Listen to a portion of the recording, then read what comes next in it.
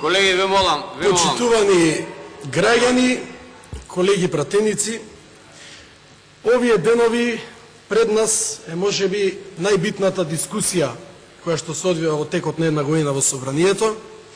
Пред нас е документот, законот, буџетот за 2016 година, преведено во нормален граѓански речник, како во 2016 владата планира да ги потроши парите на граѓаните и каде планира да ги потроши парите на граѓаните.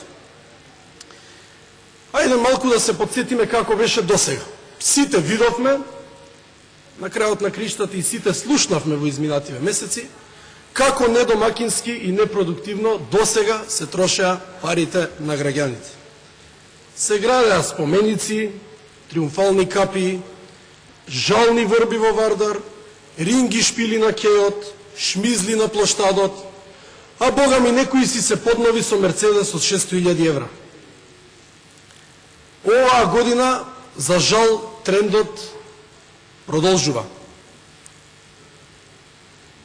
Буџетот за 2016 година, прво е битно за граѓаните да се нагласи дека е базиран на економски раст од 4%, кој што веднаш како проекција беше демонтиран од Народна банка на Република Македонија, која што предвидува 3,2%, што е поприлично значителна разлика. Дефицитот за 2016 година се планира да достигне 3,2% или повторно над оние 3% максимален буџетски дефицит предвидени со мастришките критериуми на Европската Унија. Како што реков, задолжувањето планира владата да продолжи и во 2016 година, тоа го најавува и оваа година со задолжување со еврообврзницата. И еве ќе ви земам еден пример практичен од реалниот живот за да видиме што значи ова задолжување во континуитет на владата на непродуктивни работи. Ако земеме за пример некој просечен македонски бизнисмен, дали можете да замислите овој бизнисмен да земе кредит за со парите од тој кредит да си купи за канцеларијата една уметничка слика? Тешко веројатно. Може да земе кредит, како и секој обичен граѓанин, за да инвестира, за да изгради нов погон, да го прошири бизнисот или да покриет некои тековни трошоци. Меѓутоа, тешко дека некој бизнисмен или граѓанин ќе земе кредит за да си купи некоја скапа уметничка слика. Што прави владата во реалниот живот? Во континуитет се задолжува за парите да ги троши баш на уметнички дела, на споменици, на барокни фасади. Која е сега разликата? Бизнисменот, бидејќи се позајмил за слика, хипотетички, тоа не му продуктира, не му носи приход и има проблем да го врати кредитот. Кога бизнисменот не може да го врати кредитот, што се случува прво? Како и на секој нормален граѓанин. На врата ќе му тропнат извршители. Ке владата не е така. Ке владата извршители нема да тропнат, меѓутоа долговите на владата, што ги создава сега, ќе тропнат на мојата и на младите луѓе кои што се од мојата генерација во иднина. Долговите ќе ни ги оставите во наследство. Но одамна овде пред нас пратениците, ние како опозиција го поднесовме и законот за буџетска транспарентност. Да биде јасно за граѓаните, тоа беа одредени мерки со кои што вие, граѓаните, ќе знаете каде оваа влада и како во секој момент ги троши вашите пари. Нормално, од владеачкото мнозинство овој предлог беше одбиен. И предпоставувате зашто беше одбиен. Бидејќи немаат намера вие, граѓаните, да знаете каде тие ги трошат вашите пари. Бидејќи да не беше вистината за Македонија, никогаш немаше да имате вие, граѓаните, механизам да дознаете дека премиерот се вози во Мерцедес од 600.000 евра. И еве, нетранспарентноста во делот на буџетот на владата е потврден и од меѓународни организации, односно е потврден и од некои меѓународни извештаи. Еве го, Open Budget Index.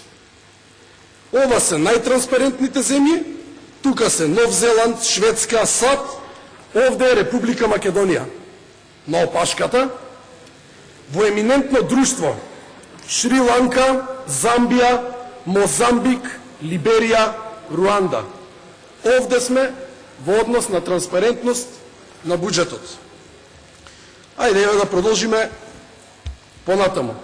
Генерално, ќе продолжи задолжувањето, ќе продолжи нетранспарентноста во трошењето на вашите, парите на граѓаните и ќе продолжи непродуктивното трошење. Но ајде, еве јас сум представник на една помлада генерација, ајде да видиме што младите од овој буџет ќе добијат или што младите од овој буџет нема да добијат. Се согласуваме сите дека најголем проблем во држава во поглед на младите е младинската невработеност. Таа изнесува рекордни 53% и во континуитета на тоа ниво.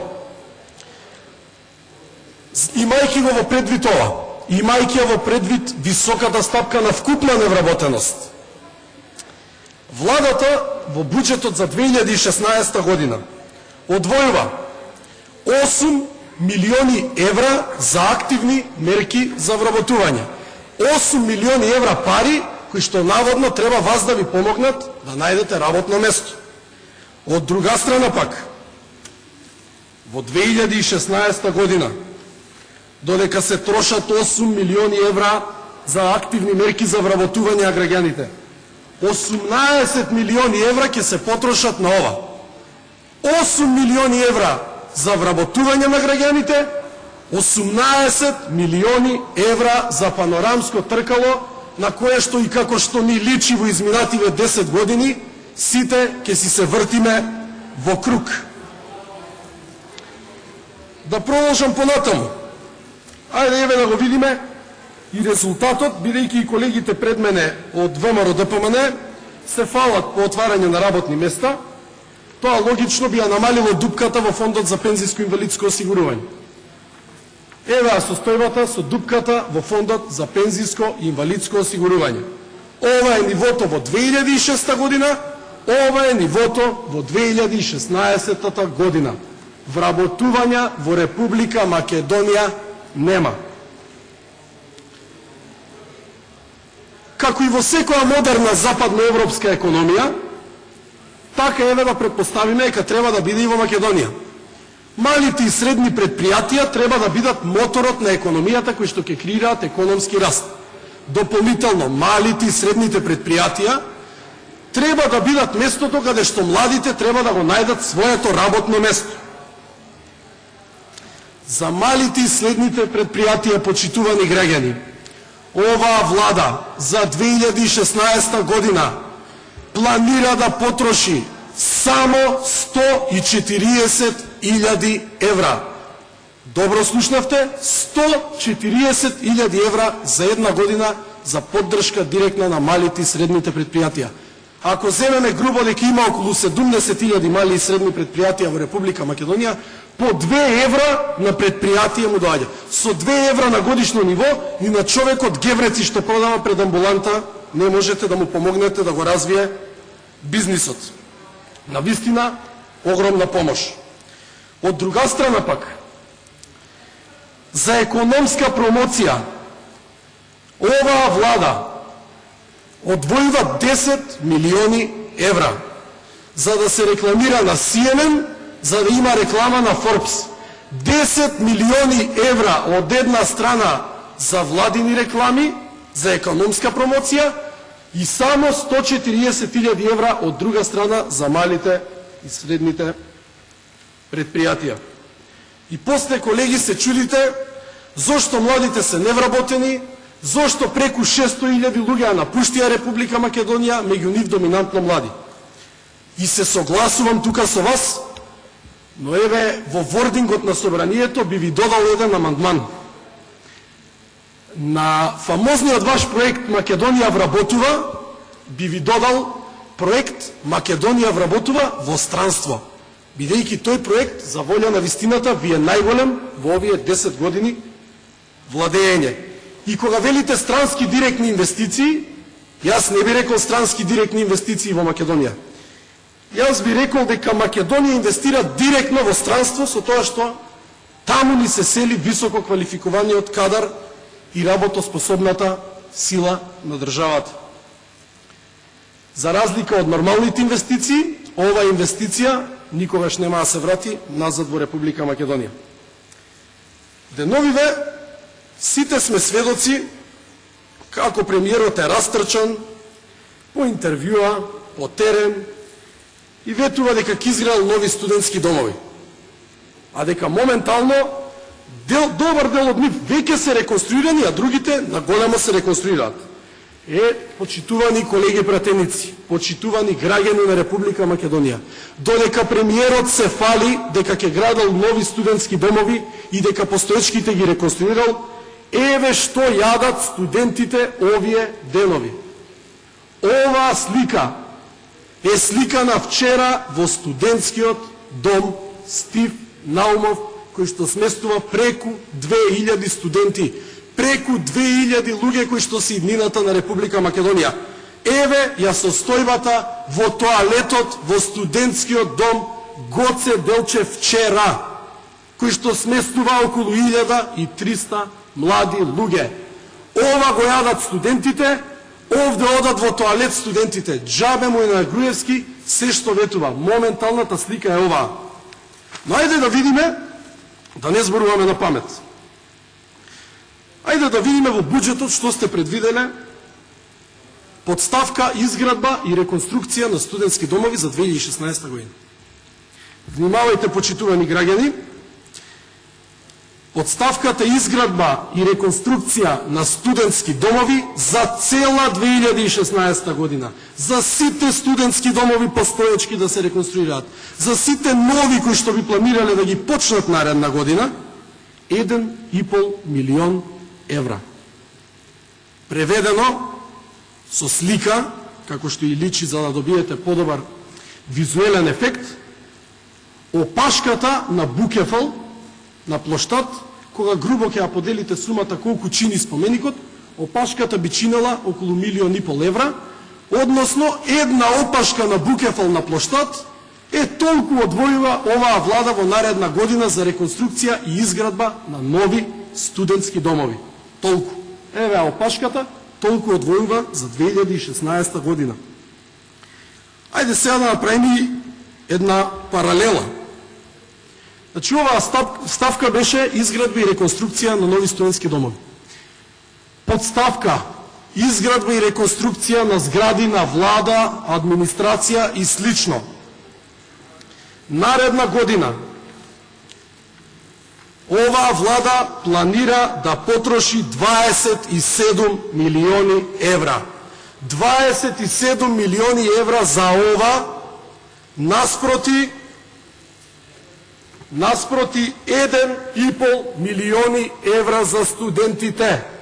Студентите тука живеат преку цела година, за нив двоите 1,5 милиони евра, а за вашите згради и удобни фотели двоите во 2016 година 27 милиони евра. Толку вас ви интересираат и ви се битни студентите. Со 1,5 милиони евра студентските домови не можете ни да ги искречите, а камоли да направите нешто повеќе.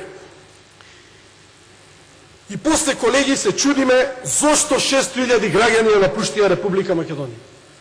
Па ја напуштаат кога гледаат како нивните пари вие неколкумина си ги делите и 10 години си ги трошите. Нивните пари ги земате и кај нив не ги враќате, кај вас остануваат. Вие си се луксузирате. Се селат младите затоа што 10 години повеќе се грижите за мртвите со градење на споменици, отколку што се грижите за нив.